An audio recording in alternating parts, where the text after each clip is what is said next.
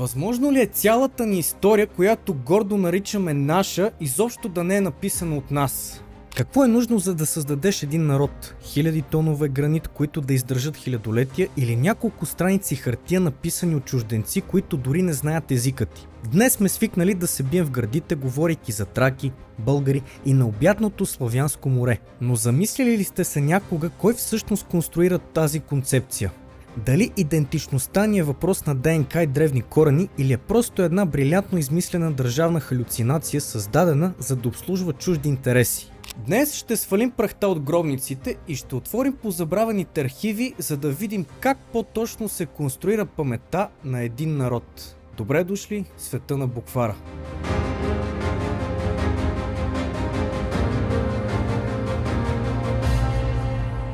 Нека разгледаме древните градове на Балканите. Монументални гробници, златни съкровища, съвършено изкуство. Днес ние покорно наричаме хората, които са ги създали траки.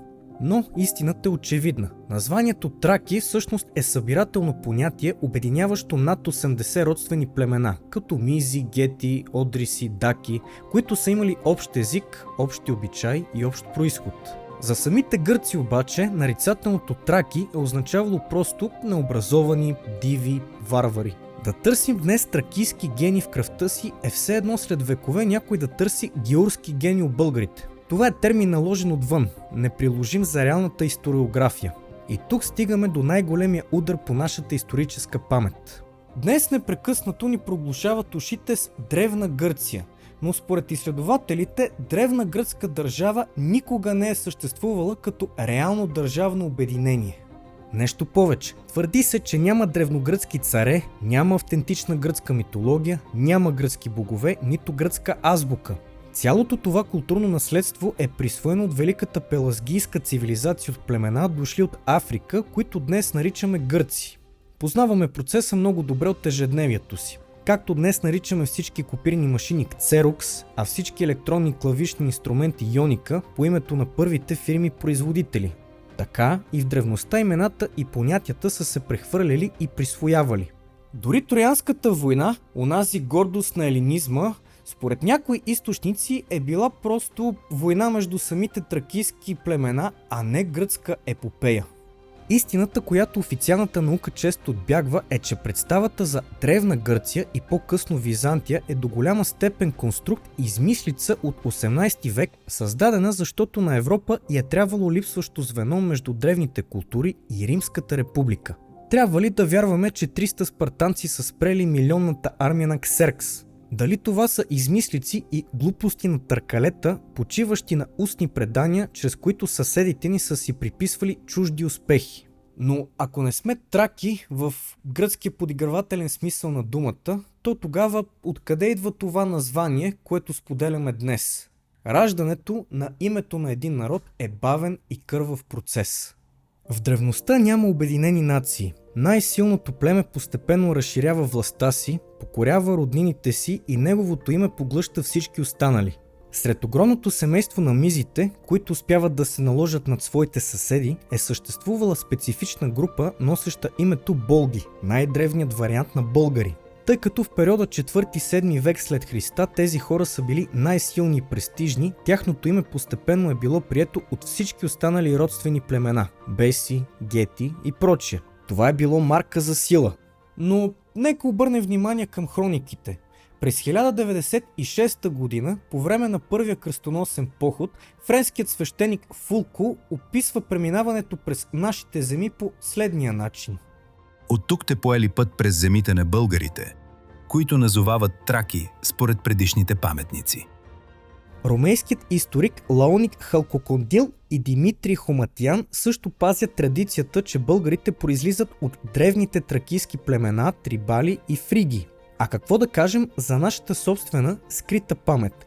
Яросхимонах Спиридон Габровски в своята летопис от 1792 година пише за митичния цар Колат и неговия син Болк. Според този текст цар Болк завоювал Тракия, Македония и Далмация чак до Рим и заповядал на народа си завинаги да се нарича на неговото име – българи. Великият Георги Раковски, изследвайки тези древни ръкописи, категорично свързва това най-старо българско битие с кимерийците, които са минали Дунав 700 години преди Христа и доказва единството на името на древните арии, Ариас, с името Болг Арий.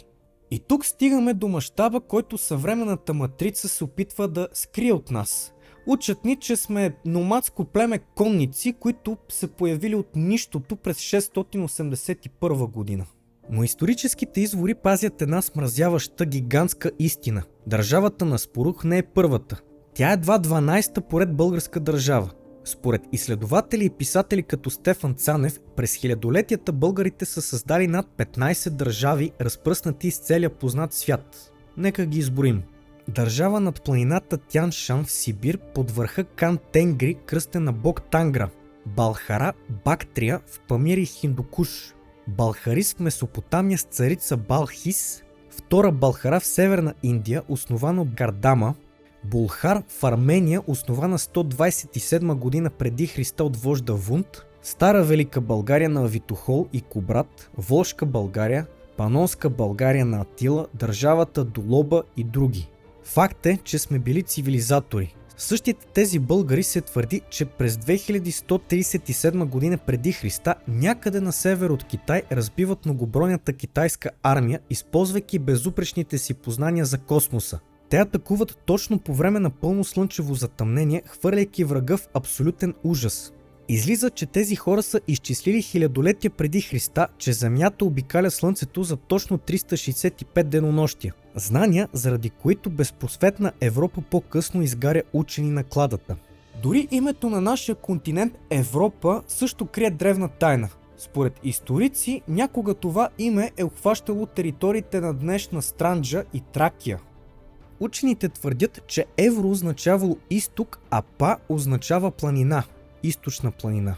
По същия древен словообразователен модел е кръстена и Родопа, планина с руда. Така излиза, че ние сме едни от кръстниците на континента, в който днес често не ни признават културното ни наследство.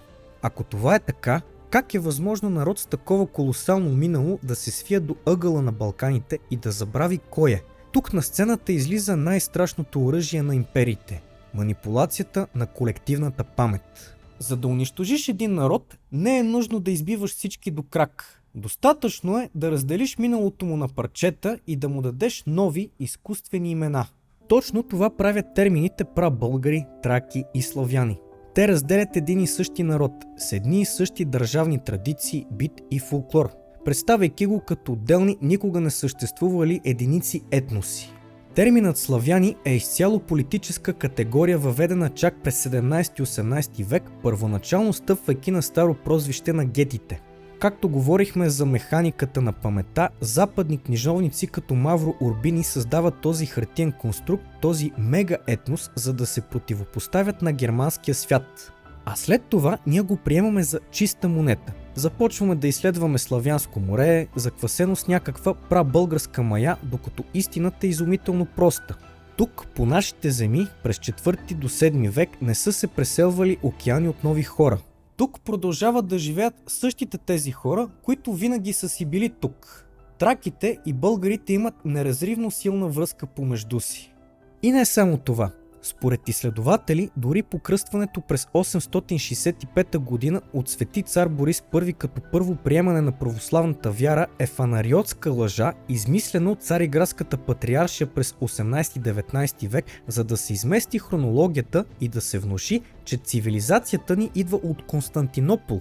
Истината, която някои текстове пазят, е, че българските владетели от Атила и Кубрат насам вече са познавали и пазили истинското учение на Христос много преди официалните догми на Византия. Когато днес стоим пред витрините на музеите и гледаме златните маски на тракийските царе или пък прелистваме страниците на първа българска държава, ние всъщност гледаме фрагменти от едно счупено огледало. Ние сме позволили на чужди хронисти, на уплашени съседи и на имперски амбиции да ни убедят, че сме малки, че историята ни започва късно, че сме сбор от пришелци и изчезнали племена, че киселото ни мляко е гръцко, че азбуката ни е византийски подарък, а предците ни са диви ездачи без минало. Над 15 раждания и над 15 срутвания на една и съща държавност. Всяко раждане е било в кръв, всяка гибел е била в пепел. Но най-страшната гибел не се случва на бойното поле. Най-страшната гибел е тишината, която настъпва в умовете ни, когато спрем да търсим кои сме. Идентичността не е това, което са написали чуждите историци в книгите си. Тя е коражът да погледнеш отвъд заучените термини и да осъзнаеш, че не можеш да бъдеш роб на чужда халюцинация, когато във вените ти тече паметта на създателите на цивилизацията. И дори истината тепърва да излезе наяве и ние само да се въртим в свой порочен кръг, можем да си зададем следния въпрос. Дали народ, който сляпо приема изкуствените имена, които са дадени от неговите душмани, е обречен вечно да живее в тяхната сянка? Благодарим ви, че бяхте с нас и до нови срещи!